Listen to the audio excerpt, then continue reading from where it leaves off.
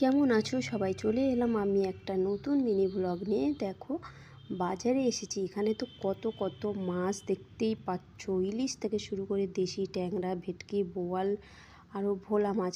কে কী মাছটা পছন্দ করো কমেন্ট করে অবশ্যই জানিও। আমি কিন্তু এখান থেকে একটা বড় বোয়াল মাছ নিয়ে নিয়েছিলাম, আর অন্য জায়গা থেকে বাদবাকি মাছগুলো নিয়েছিলাম। বাড়িতে এসে মাছগুলোকে লাল লাল করে ভেজে নিয়েছি। দেখতেই পাচ্ছ, আমার তো বোয়াল মাছ খেতে খুবই ভালো লাগে। কার কার ভালো লাগে না, আর কার কার ভালো লাগে কমেন্ট করে অবশ্যই জানিও। সব রকম মশলা দিয়ে, কড়াইশুঁটি দিয়ে, আলু দিয়ে, টমেটো দিয়ে ভালো করে কষিয়ে নিয়ে আমি রান্না করব। তোমরা চাইলে যারা আলু খাও না তারা শুধুও ঝাল ঝাল করে খেতে পারো, কিন্তু আমার আজকে খুব ইচ্ছা হয়েছে কড়াইশুঁটি দিয়ে, আলু দিয়ে, টমেটো দিয়ে তরকারি করে খাবো।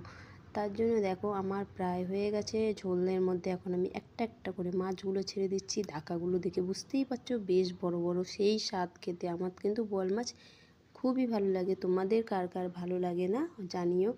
কেন সবাই সব মাছ পছন্দ করে না, আমিও সেটা জানি। এখন একটু ধনেপাতা কুচি আর গুঁড়ো গরম মশলা দিয়ে দিলাম, আর কিছুক্ষণ ঢাকা থাকার পরে ফাইনালি আমার মাছটা কিন্তু হয়েই যাবে। দেখতে পাচ্ছ বন্ধুরা, খুবই সুন্দর লাগছে। তোমরা অবশ্যই ট্রাই করো।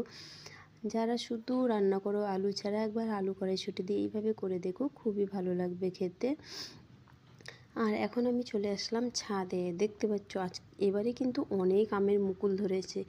আমাদের তো মনে হচ্ছে এবছরে আম খেয়ে আর শেষই করতে পারবো না।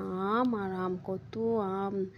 দেখো বন্ধুরা, তোমরা কি দেখতে পাচ্ছ? আমের মুকুল কিন্তু গাছে পুরো ভরে গেছে। আমি ছাদে জামা কাপড় মেলতে এসেছিলাম, তাই ভাবলাম তোমাদের একটু এই আম গাছটার ভিডিওটা করে দেখায়। আর কয়েকটা আম একটু বড় বড় সাইজ হয়েছে, সেগুলো আমি কাছ থেকে দেখাচ্ছি। আর এই বছরে কিন্তু সত্যি অনেক মুকুল ধরেছে আমের।